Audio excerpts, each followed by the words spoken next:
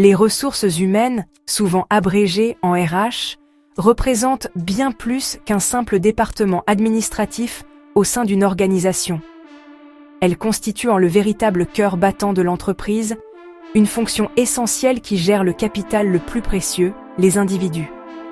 Le rôle des RH est de s'assurer que l'entreprise dispose des bonnes personnes, avec les bonnes compétences, au bon endroit et au bon moment. Cette mission va bien au-delà du simple recrutement. Elle englobe tout le cycle de vie d'un employé, de son premier jour jusqu'à son départ, en veillant à ce que son expérience soit positive et productive. Les professionnels des RH travaillent pour aligner les stratégies humaines sur les objectifs globaux de l'entreprise, créant ainsi un environnement où les employés peuvent s'épanouir et contribuer pleinement au succès commun. Autrefois, perçue comme une fonction purement administrative, axée sur la paie et la gestion des dossiers du personnel, la fonction RH a connu une transformation spectaculaire. Aujourd'hui, elle est devenue un partenaire stratégique incontournable pour la direction. Les responsables RH participent activement aux décisions qui façonnent l'avenir de l'organisation. Ils analysent les tendances du marché du travail, anticipent les besoins en compétences futures et développent des politiques pour attirer et retenir les meilleurs talents.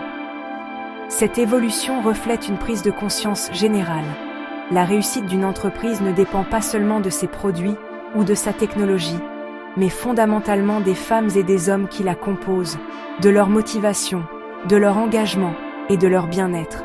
Ce programme d'introduction aux ressources humaines, conçu sur une période de 12 semaines, a pour objectif de démystifier cette fonction complexe et de vous en présenter les multiples facettes. Chaque semaine sera consacrée à un domaine spécifique, allant des bases légales du travail au recrutement, en passant par la formation, la gestion des performances, la rémunération et le bien-être au travail. L'approche se veut pratique et accessible, utilisant des exemples concrets pour illustrer chaque concept. Que vous soyez un étudiant découvrant ce domaine, un professionnel en reconversion ou simplement curieux de mieux comprendre le fonctionnement interne des entreprises, ce cours vous fournira les connaissances fondamentales pour appréhender le rôle crucial des RH dans le monde du travail moderne. L'importance des RH se manifeste à deux niveaux interdépendants. D'un côté, elles soutiennent l'entreprise en s'assurant que les équipes sont performantes, motivées et alignées sur la vision stratégique. Une bonne gestion RH permet de réduire le taux de rotation du personnel, d'améliorer la productivité et de renforcer la culture d'entreprise. De l'autre côté, elles jouent un rôle essentiel pour les employés eux-mêmes. Elles sont leur point de contact pour de nombreuses questions, garantissent l'équité de traitement, offrent des opportunités de développement de carrière et veillent à la création d'un environnement de travail sain et sécurisé. En agissant comme un pont entre la direction et les salariés, les RH contribuent à bâtir une relation de confiance mutuelle indispensable à la pérennité et au succès de toute organisation. La première semaine de notre parcours est dédiée à la compréhension du rôle stratégique des ressources humaines. Nous dépassons l'image traditionnelle du service du personnel pour découvrir comment les RH contribuent directement à la réussite de l'entreprise. L'objectif est de comprendre que chaque action RH, du recrutement à la formation, doit être alignée sur les objectifs stratégiques globaux. Par exemple, si une entreprise souhaite devenir un leader de l'innovation, la stratégie RH consistera à Media Group, Creative Professionals being interviewed, Recruiter meeting innovative job candidates Young stock distribute equally, recruter des profils créatifs, mettre en place des programmes de formation sur les nouvelles technologies et à instaurer une culture qui encourage la prise de risque et l'expérimentation. Les RH ne sont plus seulement une fonction de support, mais un véritable moteur de la performance organisationnelle, aidant à construire les capacités humaines nécessaires pour atteindre les ambitions de l'entreprise. La deuxième semaine nous plonge dans un domaine fondamental et incontournable, le cadre légal et réglementaire du travail. Aucune action RH ne peut être menée sans une connaissance approfondie du droit du travail, des conventions collectives et des réglementations en vigueur.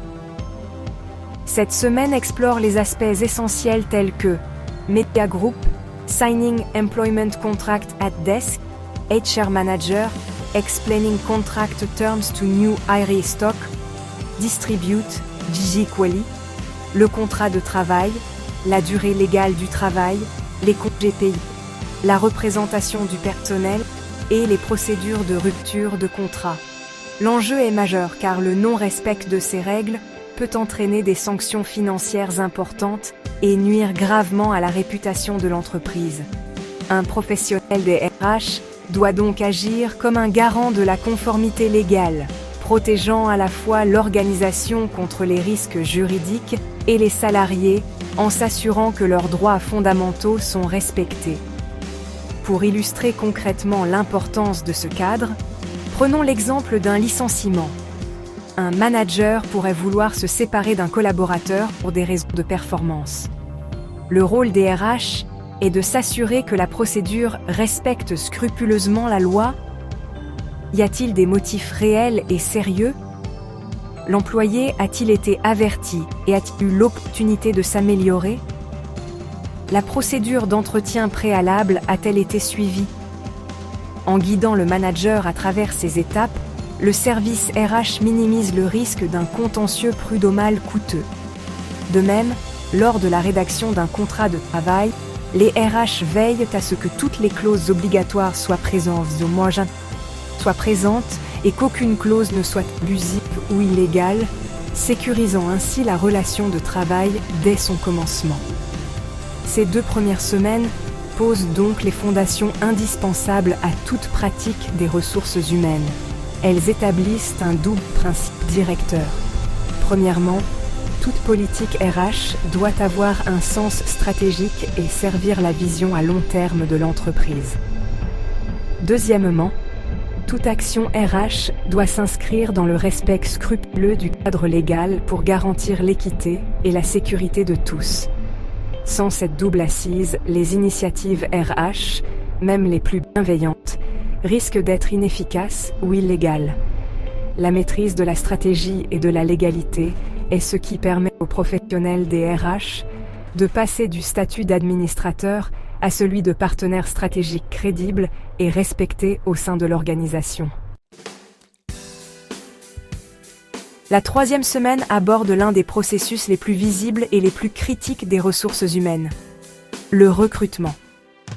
L'objectif est simple en apparence, mais complexe dans sa mise en œuvre, trouver la bonne personne pour le bon poste. Ce processus commence bien avant la publication d'une offre d'emploi. Il débute par une analyse approfondie du besoin avec le manager, la définition précise des compétences techniques, ou hard skills, et comportementales, ou soft skills, requires, et la rédaction d'une description de poste attractive et claire. Ensuite, les RH déploient une stratégie de sourcing pour attirer les candidats en utilisant divers canaux comme les sites d'emploi, les réseaux sociaux professionnels, les cabinets de recrutement ou encore la cooptation interne. Chaque étape, du tri des CV aux entretiens, est conçue pour évaluer l'adéquation entre le candidat, le poste et la culture de l'entreprise. Une fois le candidat idéal identifié et l'offre d'emploi acceptée, la 4e semaine se concentre sur une étape tout aussi cruciale, l'intégration ou onboarding. Un recrutement réussi ne s'arrête pas à la signature du contrat. L'intégration est le processus qui vise à accueillir le nouvel employé et à faciliter sa prise de poste et son adaptation à son nouvel environnement de travail. Un bon programme d'onboarding permet aux nouveaux collaborateurs de se sentir bienvenus, de comprendre rapidement la culture, les valeurs et les objectifs de l'entreprise, et de devenir productifs plus vite. Cela inclut la préparation de son matériel de travail, la présentation à l'équipe, la désignation d'un parrain ou d'un tuteur, et un plan de formation initiale pour maîtriser les outils et les processus internes. Prenons un exemple concret pour illustrer ces 2 phases. Imaginons qu'une entreprise de technologie recherche un développeur logiciel. Pour le recrutement, le responsable RH ne se contentera pas de publier une annonce. Il pourra participer à des forums spécialisés en ligne, contacter directement des profils intéressants sur LinkedIn et organiser des tests techniques pour valider les compétences.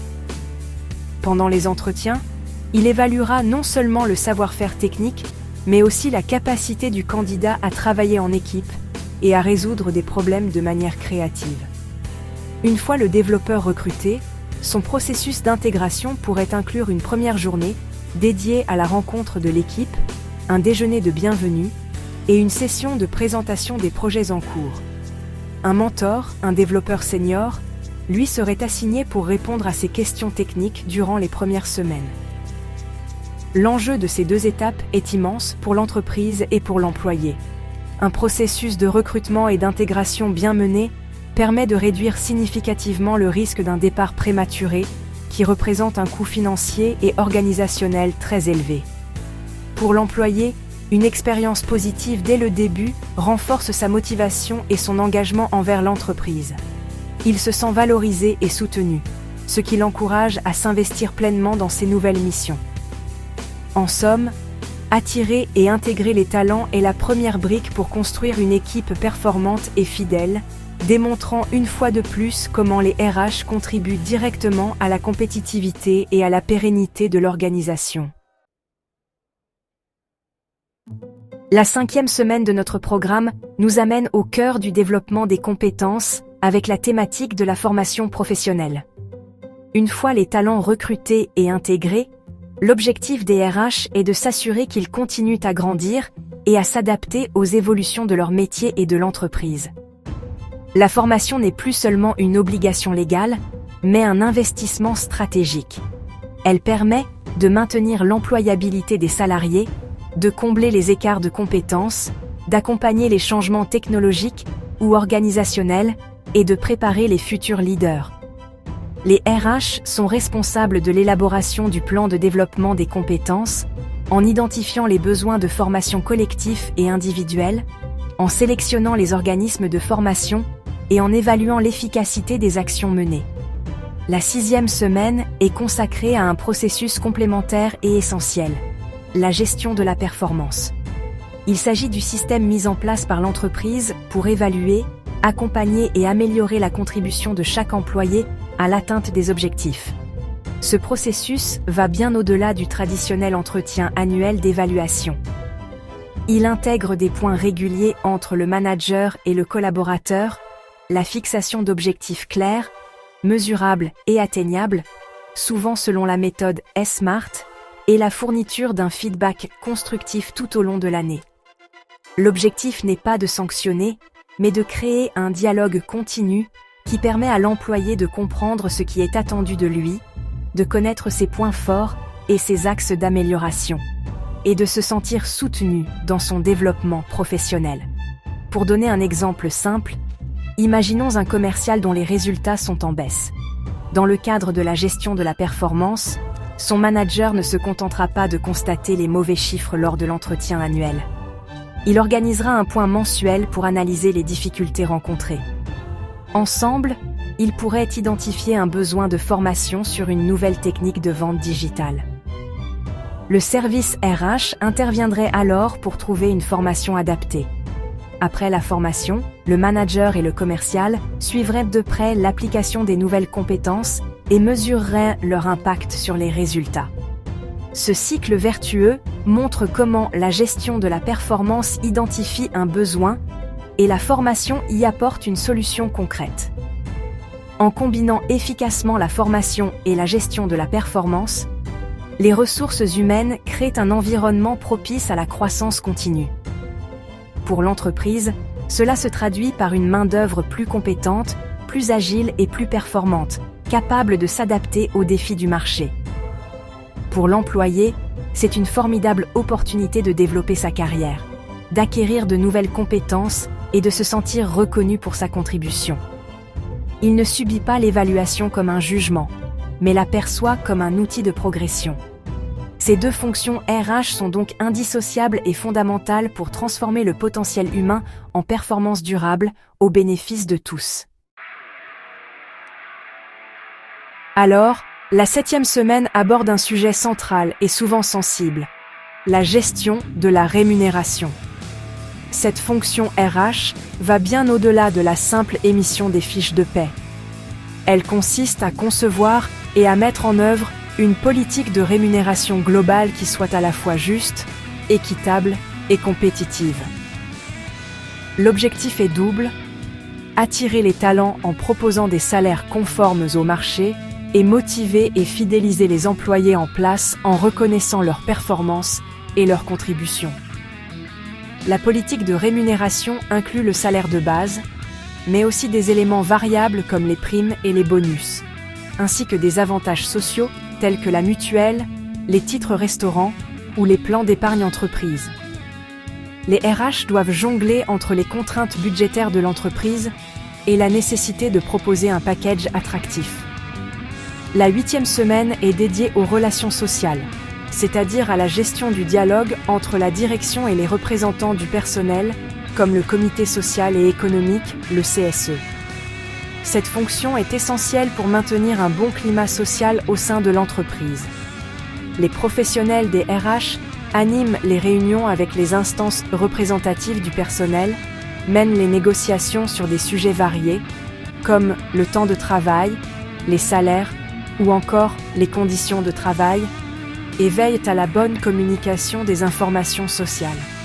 Un dialogue social de qualité permet de prévenir les conflits, de trouver des solutions concertées aux problèmes et de renforcer la confiance entre les salariés et la direction.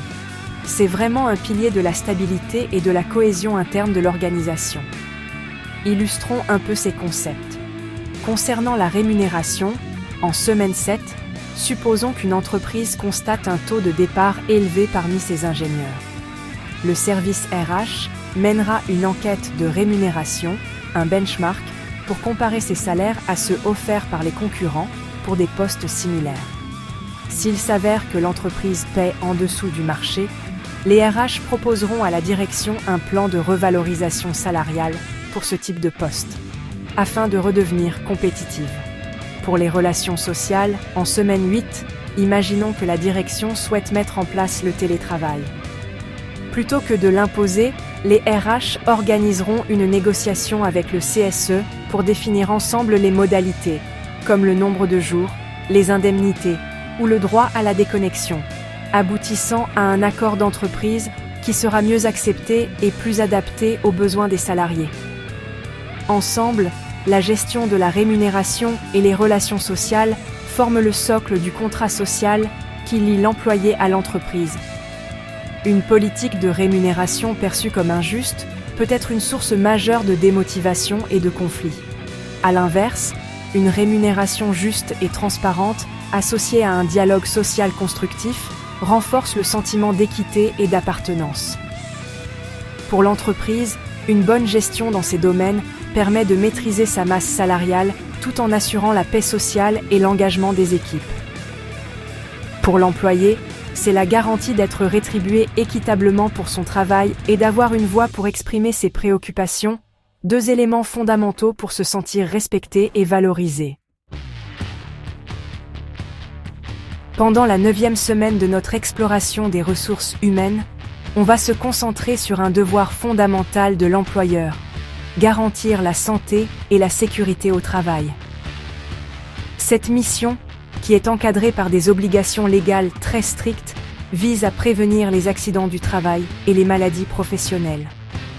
Le rôle des ressources humaines, en collaboration avec les managers et les services dédiés, c'est de mettre en place une politique de prévention active. Cela passe par l'évaluation des risques professionnels pour chaque poste de travail, la mise à disposition d'équipements de protection adéquats, la formation des salariés aux gestes et postures de sécurité, et aussi l'analyse des incidents pour éviter qu'ils ne se reproduisent. Mais la dimension de la santé ne se limite pas au physique. Elle inclut également la prévention des risques psychosociaux, comme le stress, le burn-out ou le harcèlement. Ensuite, la 10e semaine élargit cette notion pour aborder la qualité de vie au travail, devenue aujourd'hui la qualité de vie et des conditions de travail, ou QVCT. Cette approche plus globale ne se contente pas de prévenir les risques, elle cherche vraiment à créer un environnement de travail positif et épanouissant. La QVCT englobe de nombreux facteurs, l'équilibre entre vie professionnelle et vie personnelle, le droit à la déconnexion, l'intérêt du travail, les relations avec les collègues et la hiérarchie, l'autonomie accordée aux salariés et la reconnaissance du travail accompli. Les ressources humaines sont les principaux moteurs de ces initiatives QVCT qui peuvent prendre des formes très variées, allant de l'aménagement d'espaces de pause conviviaux à la mise en place d'une plus grande flexibilité dans les horaires de travail. Prenons un exemple concret pour illustrer tout ça. Pour la santé et la sécurité, en semaine 9, dans un entrepôt logistique, le service RH va s'assurer que tous les caristes ont reçu une formation certifiée et qu'ils effectuent des visites médicales régulières. Des affiches de rappel sur les règles de sécurité seront visibles partout. Et en cas de quasi-accident, une enquête sera immédiatement lancée. Concernant la QVCT, en semaine 10, dans une entreprise de service, les RH pourraient mener une enquête anonyme auprès des salariés pour identifier les sources de stress. En réponse, ils pourraient proposer des ateliers de gestion du stress, négocier un accord sur le télétravail pour réduire les temps de transport, ou encore lancer une charte du droit à la déconnexion, interdisant l'envoi d'emails professionnels après une certaine heure. L'investissement dans la santé, la sécurité et la qualité de vie au travail est bénéfique à la fois pour les employés et pour l'entreprise.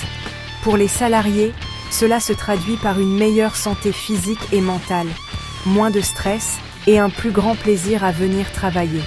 Ils se sentent protégés et considérés en tant qu'individus, ce qui renforce leur loyauté. Pour l'entreprise, les bénéfices sont aussi très tangibles. Une réduction de l'absentéisme et des accidents du travail, une meilleure attractivité pour recruter de nouveaux talents et une amélioration de la productivité. Des employés en bonne santé et heureux sont en effet plus engagés, plus créatifs et plus performants. Ces 2 semaines montrent clairement que prendre soin de ses employés, ce n'est pas une dépense, mais bien un investissement dans la performance durable.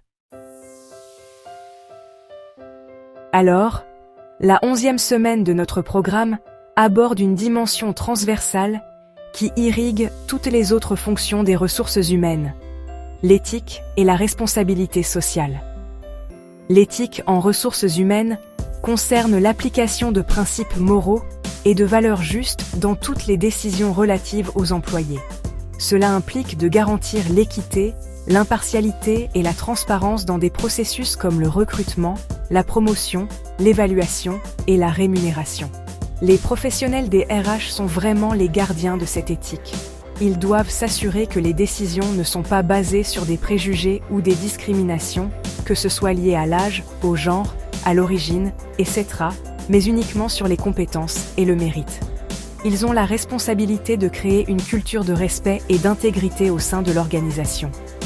Cette responsabilité éthique s'étend même au-delà des murs de l'entreprise pour englober la responsabilité sociale de l'entreprise, ou RSE. La RSE, c'est la contribution de l'entreprise aux enjeux du développement durable. Dans le domaine des ressources humaines, cela se traduit par des actions concrètes en faveur de la diversité et de l'inclusion, en s'efforçant de refléter la société dans sa diversité au sein des équipes. Cela inclut aussi des politiques visant à promouvoir l'égalité professionnelle entre les femmes et les hommes, notamment en matière de salaire et d'accès aux postes à responsabilité. Les RH peuvent également piloter des initiatives pour l'emploi des personnes en situation de handicap ou encourager l'engagement des salariés dans des actions solidaires ou environnementales. Pour illustrer ces notions, prenons l'exemple d'un processus de recrutement. Une approche éthique, en semaine 11, consisterait pour le recruteur à utiliser une grille d'entretien standardisée avec les mêmes questions pour tous les candidats, afin de les évaluer sur des critères objectifs et non sur une impression subjective. Il veillerait aussi à ce que les CV soient anonymisés dans un premier temps pour éviter les biais inconscients. Sur le plan de la RSE, le service RH pourrait mettre en place un partenariat avec des associations qui aident des personnes éloignées de l'emploi à se réinsérer. L'entreprise pourrait, par exemple, s'engager à recruter un certain pourcentage de jeunes sans qualification ou de seniors, contribuant ainsi activement à la cohésion sociale de son territoire. Le rôle des RH en matière d'éthique et de responsabilité sociale est absolument fondamental. En agissant comme la conscience de l'entreprise, ils aident à construire une réputation solide et une marque employeur attractive.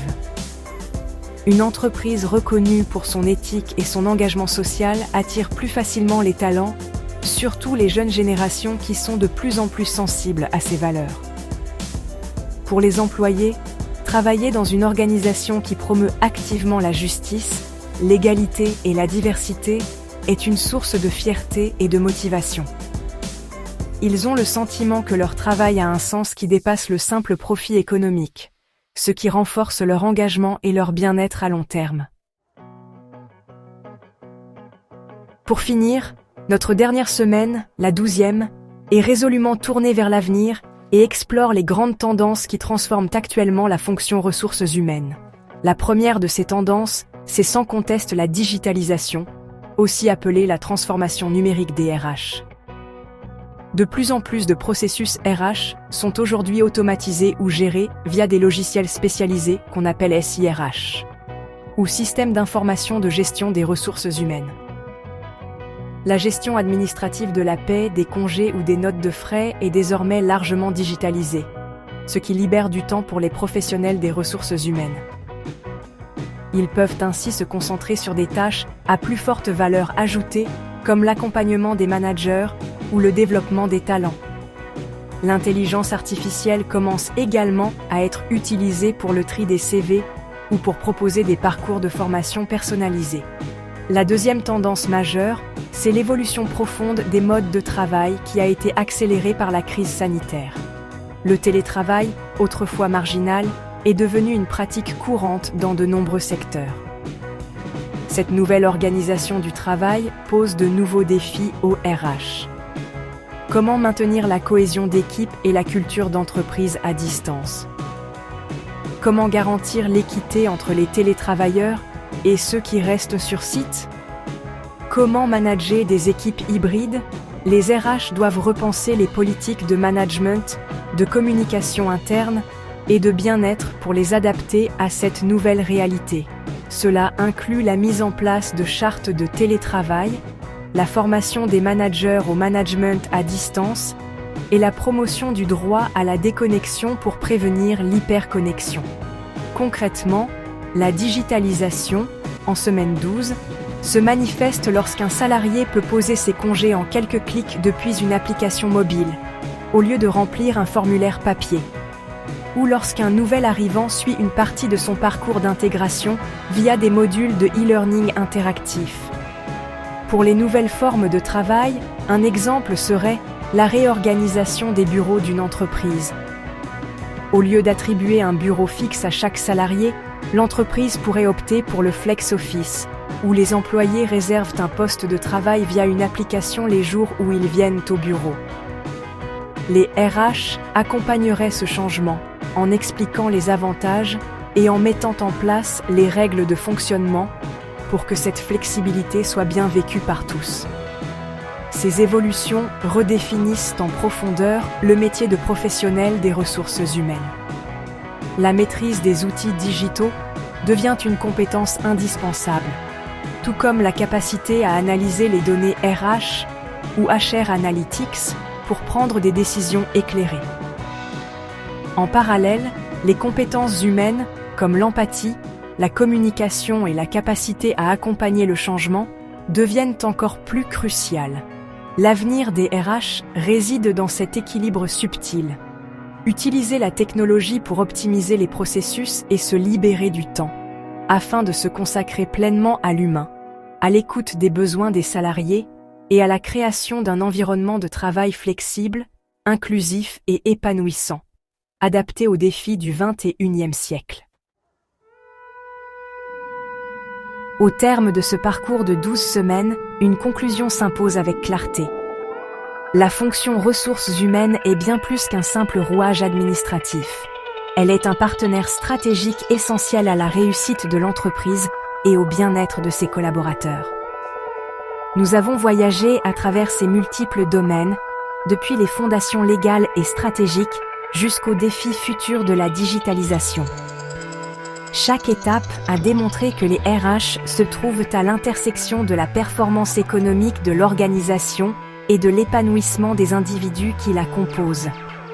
Elles ne peuvent privilégier l'un au détriment de l'autre, car la performance durable de l'entreprise dépend directement de l'engagement, de la motivation et de la santé de ses employés.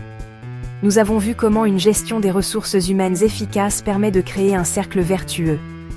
Un recrutement et une intégration de qualité, en semaines 3 et 4, attirent et fidélisent les bons talents. Des programmes de formation pertinents et une gestion de la performance constructive, en semaines 5 et 6, développent leur potentiel et leur contribution. Une politique de rémunération équitable et un dialogue social apaisé, en semaines 7 et 8, renforcent le sentiment de justice et d'appartenance. Enfin, une attention sincère portée à la santé, à la sécurité et à la qualité de vie au travail, en semaines 9 et 10, ancrée dans une éthique forte, en semaine 11, construit une culture de confiance et de respect mutuel. L'utilité d'une bonne gestion RH est donc double. Pour l'entreprise, elle se traduit par une meilleure compétitivité, une plus grande agilité face au changement, une réduction des coûts liés au turnover et à l'absentéisme, et une image de marque employeur positive. Pour les salariés, elle est la garantie d'un environnement de travail équitable, sécurisé et stimulant, où ils peuvent développer leurs compétences, trouver un équilibre entre leur vie professionnelle et personnelle, et se sentir reconnus pour leur travail.